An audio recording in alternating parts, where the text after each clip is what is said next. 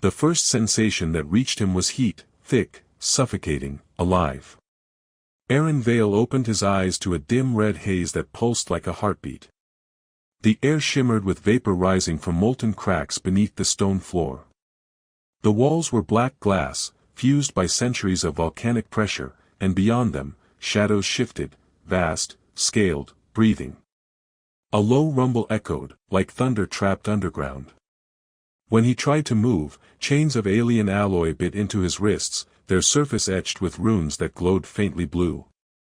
He remembered fragments, the failed negotiation, the attack, the blinding pulse from the Zal ships before darkness took him. They had called it an exchange, one human for one secret. But this place was no interrogation cell. It was a pit. A pit for creatures far older and far more dangerous than men. A sudden exhale, hot and wet, swept across his face. He turned. A colossal eye, slit-pupilled and burning gold, watched him from the shadows. The dragon's breath rattled the chains on the ceiling. Its scales reflected the red light in ripples, as though metal and flesh had become one. The creature spoke in a sound like grinding stone, incomprehensible yet heavy with meaning. The vibration alone made his bones ache. He pressed his back against the wall, whispering to himself that he was dreaming. But then another sound rose, a chorus of growls and screeches, each layered over the next, forming a rhythm, almost a language. His mind, trained for pattern recognition, began to map the cadence. There was structure there, repetition, tone, variation. Not chaos. Communication. Hours passed, or perhaps days. Time had no measure here. He listened, memorized, sketched invisible symbols on the dust with his fingertips. Every sound the dragons made left an imprint in his memory. Somewhere amid the terror, a strange curiosity took root. These weren't beasts, they were prisoners. When sleep finally claimed him, he dreamt of stars burning out one by one, until only red light remained.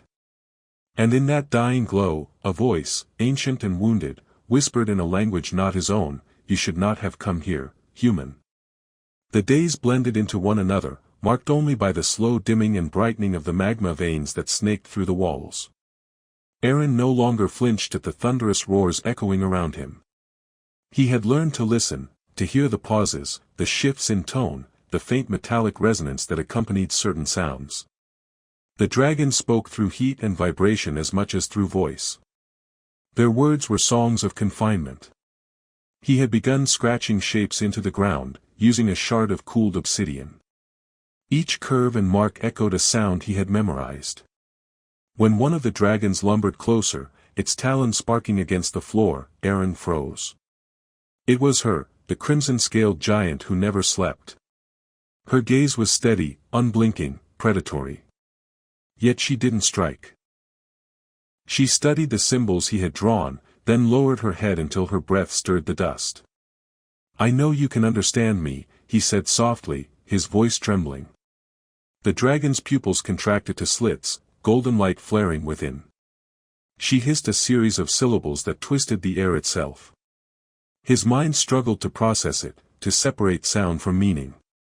And then, somehow, he understood one word, his name. She had spoken his name. Her voice rolled through him like thunder through metal. He tried to repeat the sounds, shaping his mouth to match the alien rhythm.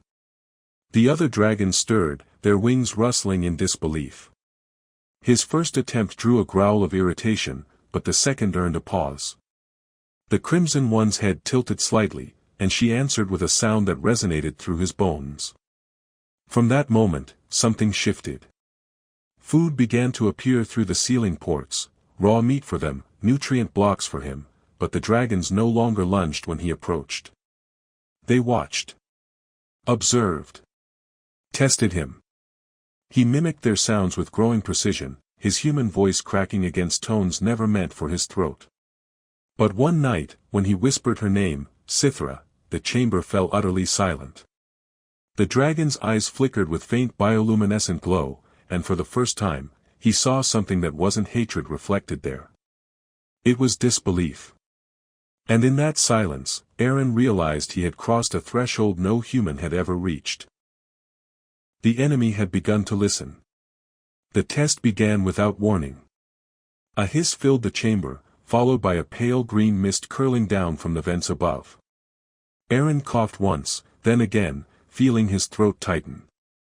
The air grew acrid, searing his lungs. The dragons roared in alarm, their massive bodies thrashing against the chains that bound them. Cythera bellowed something guttural, her voice shaking the ground, but the mist only thickened. The Zal were watching, testing how long their captives could endure. And now, the human was part of the experiment. Aaron stumbled toward the far wall, clutching his chest. His vision blurred as he dropped to his knees beside a pile of broken scales, remnants of past torment. His hands trembled, searching instinctively for anything useful. The glint of a cracked plate caught his eye, an old piece of dragon armor, still humming faintly with residual charge. Its surface bore latticework engravings of energy conduits. Alien, yes, but familiar enough to a trained engineer. He tore fabric from his uniform, pressed the metal shard against it, and began constructing a crude mask, filtering the air through the porous material. Each breath burned, but less than before. The dragons watched him, their movements slowing as the gas took its toll. Cythera's wings drooped, her breath ragged. Without thinking, he approached her enormous face, lifting the mask toward her nostrils. "Breathe," he rasped, gesturing urgently. The dragon hesitated, eyes narrowing. But when he pressed the shard closer, she inhaled. A faint shimmer coursed through the metal, the gas reacting to the energy field still embedded within it. She exhaled sharply, the mist dispersing slightly. Her tail slammed the ground in confusion, then recognition. The other dragons growled in disbelief. Above them, a mechanical voice echoed, flat, emotionless, "Zal. Observation, human subject resists exposure. Unexpected variable. Increased dosage." Aaron's heart pounded as the vents whined again. He reached out and pressed his hand to Cythera's snout, his skin blistering from the heat. "Together," he whispered through clenched teeth. She blinked once, then lowered her head to shield him as the next wave descended. For the first time, the chamber's silence was broken not by despair, but by defiance. The ceiling lights flickered for the first time since his imprisonment, a sign of instability in the power conduits. Aaron sat beneath the dim glow, tracing lines in the dust where magma veins pulsed faintly below. He had begun to understand the rhythm of this place, the hum of machines behind the walls, the intervals of the guard surveillance drones, the shifts in the dragon's breathing when the Zal siphoned energy from their plasma cores. The fortress wasn't merely a prison, it was a reactor. The dragon's hearts were living fuel cells. Cythera rested near the far wall, her scales still blackened from the last test. A faint blue pulse ran along the metal collar around her neck. Aaron studied it carefully, recognizing its pattern, an adaptive field powered by quantum resonance. It was meant to suppress her energy output, but it also provided a network connection to the main core. If he could access that signal. He tore a fragment from his neural implant, a thin silver node embedded behind his ear. The pain made his vision blur, but he pressed on, connecting the fragment to a sliver of Cythera's collar with a filament of wire scavenged from his cell. Her body tensed as sparks leapt across the connection. "Trust me," he murmured. She hissed, but didn't pull away. When the link stabilized, his mind was flooded with sound and light, alien data streams, pulses of energy that translated into raw emotion. Pain. Rage. Memories of flight. He gasped, overwhelmed, yet within the torrent he caught glimpses of the prison structure, conduits looping downward, a massive reactor chamber beneath them. If he could redirect the current, the system would collapse under its own feed. He stumbled back, severing the link before it burned his mind. The dragons stirred, their scales flickering with dim luminescence. "You felt it too," he whispered. "The heartbeat of the core." Cythera lowered her head, her eyes molten gold. A word rolled from her throat, slow and deliberate, one he hadn't heard before. Freedom. He nodded, clutching his bleeding hand. Then we make them hear it. The magma veins beneath his feet pulsed once, steady, synchronized with the dragon's breath, as if the world itself had begun to listen. The alarm began as a distant vibration, a tremor running through the basalt floor. Then came the lights, strobing white beams slicing through the smoke-choked chamber. The dragons rose, restless, their scales igniting with a faint internal glow. Aaron stood in the center, clutching the interface node he had ripped from the control panel hours earlier. He had synchronized the dragon's bioelectric pulses to the rhythm of the power grid. The system thought it was stable, unaware that every heartbeat was rewiring its circuits toward collapse. He glanced at Sithra. She nodded once, lowering her massive head. He pressed the node to his temple, teeth gritted as the alien code fused with his own neural impulses. The pain was instantaneous, a storm of data searing through his thoughts, but he forced himself to stay conscious, his mind bridging human logic with Zal architecture. Now, he whispered. A thunderous roar answered him. The dragons inhaled as one, their throats glowing like molten metal. Plasma arced through the air, vaporizing the upper gates. Shards of energy containment fields shattered in cascades of light. The Zal guards above screamed as their armor shorted under the overload. Aaron climbed onto Sithra's neck, gripping the ridge of her scales as she launched upward through the smoke. He could feel the energy building beneath the fortress, the reactor swelling toward critical mass. He rerouted power lines in his mind, one after another, until the control hub stabilizers failed. Red sigils flooded the walls, warnings flashing in alien script, core breach imminent. Sithra spread her wings, tearing through the last barrier that separated the prison from the outer crust. Lava burst upward like a second sunrise, painting the cavern in fire. Dragons followed, each one bellowing a cry that shook the sky. Aaron heard the control voice echo through his neural link, cold, mechanical, panicked. Containment impossible. Evacuate. He disconnected the node, his mind ringing with static. Around him, dragons soared through the storm of ash and flame.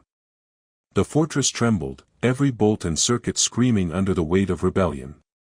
And as Sithra carried him into the blinding light above, he realized there was no turning back.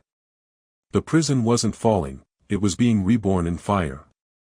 The sky burned crimson when Aaron opened his eyes again.